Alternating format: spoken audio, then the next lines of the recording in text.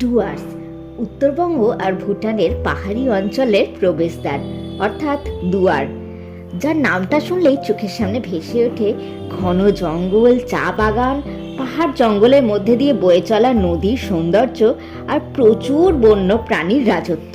গরুমারা জাতীয় উদ্যান, চাপড়ামারি অভয়ারণ্য, বক্সা টাইগার রিজার্ভ, জলদাপাড়া অভয়ারণ্য, মূর্তি নদী, লাটাগুড়ি, বিন্নাগুড়ি, জয়ন্তী, রাজা ভাত খাওয়ার মতো মিষ্টি কিছু জায়গা, এসব নিয়েই ডুয়ার্স, যেটা আসলে জলপাইগুড়ি, আলিপুরদুয়ার, কোচবিহার ও দার্জিলিংয়ের বেশ কিছু অংশ নিয়ে গঠিত একটা অঞ্চল। ডুয়ার্স ভ্রমণের বেশি জনপ্রিয় অংশ গরুমারা, লাটাগুড়ি, মূর্তি হলেও আমাদের এবারের ভ্রমণ সম্পূর্ণ অন্য অংশটি ছিল জয়ন্তী, বক্সা, চিলাপাতা, জলদাপাড়া অভয়ারণ্য আর ভুটানের ফুল সিলিং। এই ছিল আমাদের এবারের প্ল্যান। জয়ন্তীর সাইডটা থেকে ট্যুর শুরু করব বলে আমরা তিস্তা তোর্ষা এক্সপ্রেস ধরে একেবারে চলে গিয়েছিলাম নিউ আলিপুরদুয়ার। শীতের ভোর 6:30টায় নিউ আলিপুরদুয়ার স্টেশন তখনও কুয়াশার চাদরে মোড়া। আমাদের আগে থেকে ঠিক করে রাখা অটো এসে অপেক্ষাই করছিল। যাব সোজা জয়ন্তী। সেখানে জয়ন্তী পাহাড় আর নদীর একদম পাশে জয়ন্তী রিভার বেডে আগে থেকেই বুক করে রেখেছি জয়ন্তীর one of the best homestay, Mohanchura homestay. Buxa tiger রিজার্ভের মধ্যে দিয়ে এই রাস্তা ট্যুর শুরু করার আগেই যে আমাদের জন্য কি চমক নিয়ে অপেক্ষা করছে তখনও জানি না। দুদিকে বক্সার ঘন জঙ্গলের মধ্যে দিয়ে রাস্তায় হাতির ফেলে রাখা কিছু চিহ্ন দেখে আমাদের অটো ড্রাইভার দাদা বলছিলই যে কিছুক্ষণ আগে হাতির দল গেছে এখান দিয়ে। হঠাৎই পাশের জঙ্গলে ডালপালার শব্দে সচকিত হয়ে অনুভব করি সেই হাতির পাল আমাদের পাশেই গাছপালার আড়ালে তখনও উপস্থিত। জঙ্গলের হিল্লোল তাদের উপস্থিতি জানান দিচ্ছে। অনেকগুলো আছে হাতি। এই যে হাতিটা গেল না, একটু আগে বললো গেছে, একটু পেছনে দেখতে পেলাম গো। সুর দিয়ে গাছ ভাঙা নিজের চোখে দেখলেও অবাক বিস্ময় আর ক্যামেরাবন্দি করা হয়ে ওঠেনি। যাক, শুরুটা মহাকালের দর্শনে ভালোই রোমাঞ্চকর হলো। ঘন জঙ্গলের রাস্তা দিয়ে হরিণ, ময়ূর এদের সাথে সাক্ষাৎ করে আমরা প্রায় 1 ঘন্টায় পৌঁছলাম জয়ন্তী রিভার বেড, যেখানে নদীর ধারেই রয়েছে 10-12টা পরপর হোমস্টে। আমাদের হোমস্টে মোহনচূড়া। এই উল্টো দিকেই রিভার বেড শুরু, আর ওইদিকেই ভুটানের সীমানা, জয়ন্তী পাহাড়ের ওই পারেই। জয়ন্তী নদীর এই অংশটায় বর্ষাকাল ছাড়া জল থাকে না। এই শীতে এখন ধুধু করছে পাথুরে এবড়ো খেবড়ো বিস্তীর্ণ প্রান্তর। এর উপর দিয়েই হবে বক্সার সাফারি গাড়িতে করে ছোট মহাকাল সাফারি, যেটা আমরা আজকেই করব। নদীর ধারের এই মিষ্টি হোমস্টে দোতলার বারান্দায় বসে বসেই উপভোগ করা যাবে চারিদিকে কুয়াশাচ্ছন্ন পাহাড়, জঙ্গল আর জয়ন্তী নদীর রহস্যময় বিস্তীর্ণ চর বা জয়ন্তী রিভার বেড। এই হোমস্টেতে আমাদের থাকা খাওয়া নিয়ে খরচ পড়েছিল 1200 টাকা পার হেড পার ডে হিসাবে। 1 নাইটের বুকিং করেছিলাম। সকালের চা, জলখাবার, লাঞ্চ, বিকেলে স্ন্যাক্স, ডিনার সব এর মধ্যে ইনক্লুডেড। সাফারির গাড়ি বুকিংও এনারাই করে দিয়েছিলেন। সকালে আমাদের ছোট মহাকাল সাফারি, যেটায় 6 সিটের গাড়ির ভাড়া 1600 টাকা, আর বিকেলে করব বক্সা টাইগার রিজার্ভের রাজা ভাত খাওয়া সাফারি। এই জয়ন্তী রিসোর্টে পৌঁছে গেছি, জয়ন্তী হোমস্টে। এটা হচ্ছে মোহনচূড়া হোমস্টে। আমরা এখন চেকিং করে ফ্রেশ হয়ে দিয়েছি, এরপর যাব ছোট মহাকাল সাফারিতে।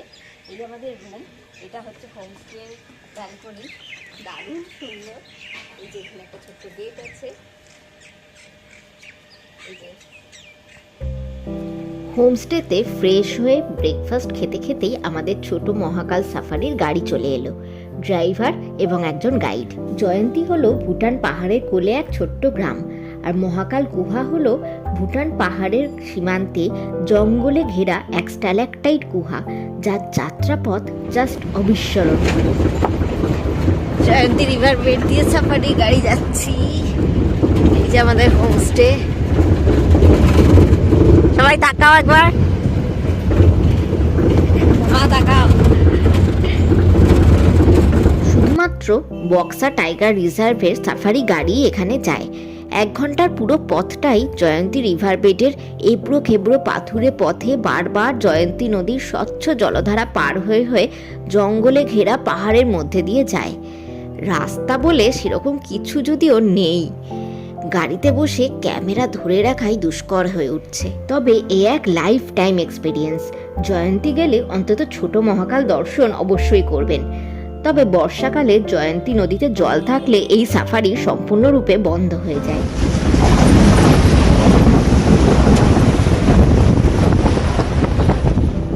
রাস্তার সেজে কি অপার্থিব সৌন্দর্য তা ভাষায় প্রকাশ করা যায় না। চারিদিকে পাথরের রাজত্ব, জয়ন্তীর স্বচ্ছ জলধারা এখানে স্রোতস্বিনী। একদিকে ঘন জঙ্গল, একদিকে খাড়া পাহাড় উঠে গেছে। এত রোমাঞ্চকর যাত্রা কল্পনা করা যায়। জয়ন্তীর ছোট মহাকাল হলো ডুয়ার্সের এক প্রাকৃতিক সৌন্দর্য আর ধর্মীয় তাৎপর্যপূর্ণ জায়গা, যেখানে প্রকৃতির অপার সৌন্দর্য ও আধ্যাত্মিকতার মেলবন্ধন ঘটেছে। জঙ্গলে ঘেরা পাহাড়ের গুহায় মহাদেবের মন্দির, ছোট মহাকাল, জঙ্গলের আদিম স্পর্শ, পাশ দিয়ে বয়ে চলা জয়ন্তীর মাদকতা আর বিভিন্ন নাম না জানা পাখির কুহুতান, সব মিলিয়ে মনে হচ্ছিল জায়গাটা যুগের পর যুগ ধরে বোধহয় এরকমই রয়েছে।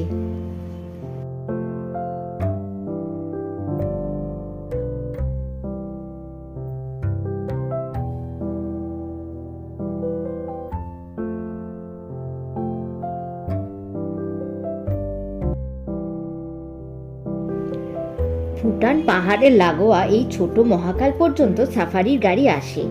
তারপর আরও ওপরে গভীর জঙ্গলে গুহার মধ্যে আছে বড় মহাকাল মন্দির। সেখানে যেতে গেলে সম্পূর্ণ ট্রেকিং করেই যেতে হবে, সঙ্গে অবশ্যই গাইড নিয়ে।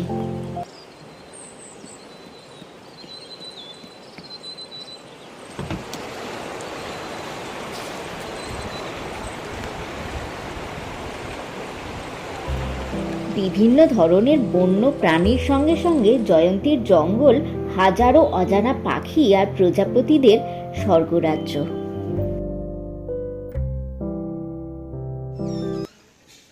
এই আমরা এখন জয়ন্তীর হোমস্টে থেকে যাচ্ছি একটু এই রিভার বেডের আশেপাশের জায়গাটা একটু ঘুরতে।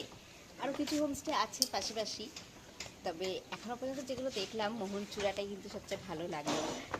দেখা যাক পাশের হোমস্টেগুলো কী কী আছে একটু দেখে নিই, আর আশেপাশে কী কী আছে আর একটু দেখা যাক। দারুণ একটা ছোট মহাকালের সাফারি করে এলাম, অসম্ভব সুন্দর। এটা যেন কেউ মিস করবেন না, প্লিজ মিস করবেন না, অসাধারণ। এখানে ওয়াইল্ড ফ্লাওয়ার হোমস্টে, এখানেও পাশে একটা হোমস্টে আছে। পরপর প্রচুর হোমস্টে আছে, আপনারা আসতে পারেন। কিন্তু মোহনচূড়াটা দেখলাম সবচেয়ে সুন্দর আমাদের যেটা আছি আমরা। পরপর বেশ কয়েকটা হোমস্টে, এখানে একটা সাফারি গাড়ি দাঁড়িয়ে আছে। দুপুরে হোমস্টের বারান্দায় বসে লাঞ্চ সারতে সারতেই 3:30টার সময় আমাদের রাজা ভাত খাওয়া সাফারি গাড়ি চলে এলো। বক্সা টাইগার রিজার্ভের সেই সকালের 6 সিটের গাড়িটাই আমাদের হোমস্টে থেকে পিক আপ করতে এসেছে। তার জন্য 500 টাকা এক্সট্রা নিচ্ছে। বক্সার জঙ্গলে দুটো সাফারি হয়, একটা জয়ন্তীর দিক থেকে আর একটা রাজা ভাত খাওয়ার দিক থেকে। আমরা রাজা ভাত খাওয়ার দিকে সাফারিটাই করছি। রাজা ভাত খাওয়া সাফারির এন্ট্রি পয়েন্ট থেকে আমাদের গাড়িতে গাইড উঠলো। এখনই সেই বহু প্রতীক্ষিত বিকেলের বক্সা জঙ্গল সাফারি। যে কোনো জঙ্গলেই বিকেলের সাফারিতেই সবচেয়ে বেশি বন্যপ্রাণী দেখার সম্ভাবনা থাকে। দেখা যাক আমাদের জন্য কি অপেক্ষা করছে এই আদিম রহস্যময় জঙ্গলে।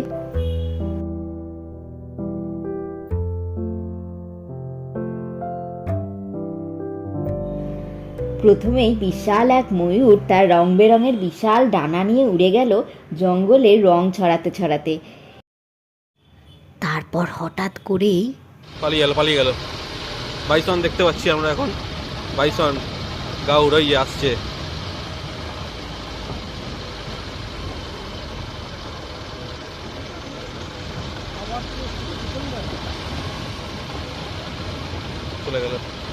চলে গেল।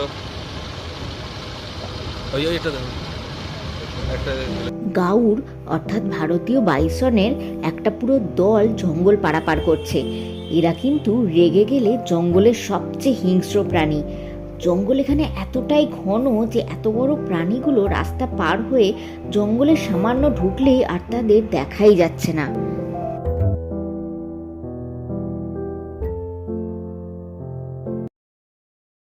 আছে আছে আছে আছে,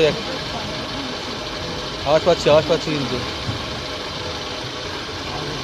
হ্যাঁ আওয়াজ হচ্ছে ডান দিকে। এগুলো কোথায় গেল? সেই এর মধ্যে ঢুকে গেল। এই প্রায় 760 বর্গ কিলোমিটারের বিশাল বক্সা টাইগার রিজার্ভে বাঘ, চিতা, ভালুক, হাতি, গাউর অর্থাৎ ভারতীয় বাইসন, বিভিন্ন রকমের হরিণ, ময়ূর, প্রায় 300 প্রজাতির পাখির বসবাস। বাইসনের দলের সঙ্গে সাক্ষাতের পর আমরা এসেছি এবার হাতি টাওয়ার ওয়াচ টাওয়ারের সল্ট পিটে। এই জায়গাটাও ময়ূরের পাখার রঙের রঙিন।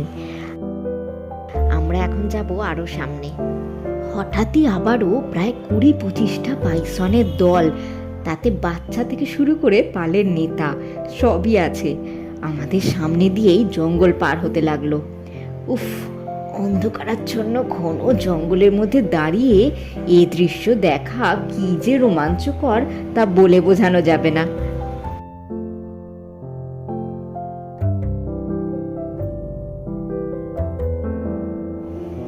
আমাদের সাফারির গাড়ি ধীরে ধীরে বাইসনের দলের আরো কাছে যেতে লাগলো। এইখানে পাড়াবে, দেখো পাড়াবে। এ দাঁড়িয়ে আছে রে, এ পাড়াবে, দেখো পাড়াবে।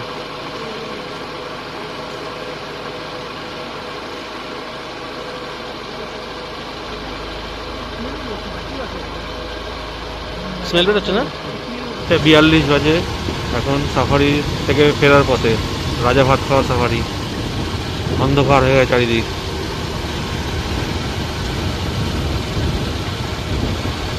এখানে অন্ধকার দেখাচ্ছে কিন্তু এখানে আলো স্ক্রিনে।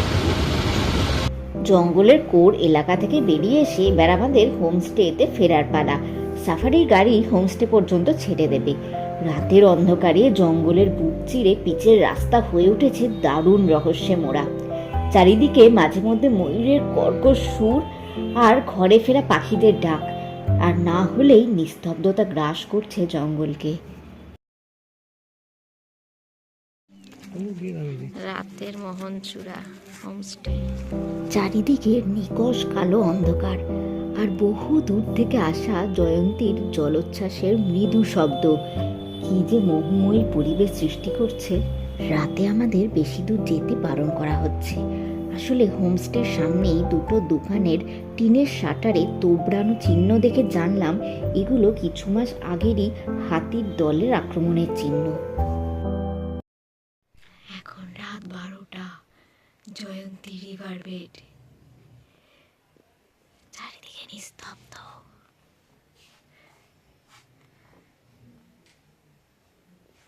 এই আমাদের রুম।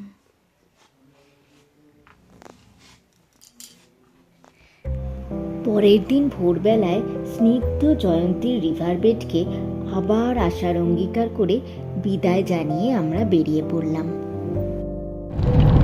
এখন যাচ্ছি জয়ন্তী থেকে চিলাপাতা।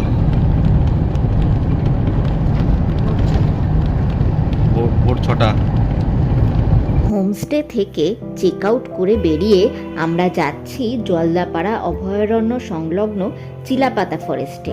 সেখানে সকাল 7:30টায় জঙ্গল সাফারি আছে। চিলাপাতায়ও মোহনচূড়া হোমস্টে আছে, পুরো জঙ্গলের মধ্যিখানে। সেটাই হবে আমাদের আজকের আস্তানা। আমাদের এবারের ভ্রমণের বাকি অংশে থাকছে চিলাপাতার ঘন জঙ্গলের সাফারি, চিলাপাতা ফরেস্টের ঠিক মধ্যিখানে হোমস্টেতে থাকার অভিজ্ঞতা, জলদাপাড়ার সবচেয়ে রোমাঞ্চকর জঙ্গল সাফারি, সাউথ খয়েরবাড়ির ভ্রমণ, আর তার সাথে বিদেশের মাটিতে ভুটানের ফুন সিলিংয়ের ঝুলন্ত ব্রিজ, মনাস্ট্রি এবং আরও অনেক কিছু। সেটা থাকছে আমাদের নেক্সট পার্টি ভিডিওতে। লিঙ্কটা নিচে ডেসক্রিপশন বক্সেই পেয়ে যাবেন, মিস করবেন না যেন, কারণ আমাদের এই পুরো ট্যুরে সবচেয়ে রোমাঞ্চকর পর্বটাই হলো জলদাপাড়ার সাফারি। তাহলে দেখা হচ্ছে নেক্সট পর্বে। চ্যানেলটা এখনো সাবস্ক্রাইব করে না থাকলে কিন্তু এখনই করে নিন এরকম আরো সুন্দর সুন্দর ভিডিও দেখার জন্য।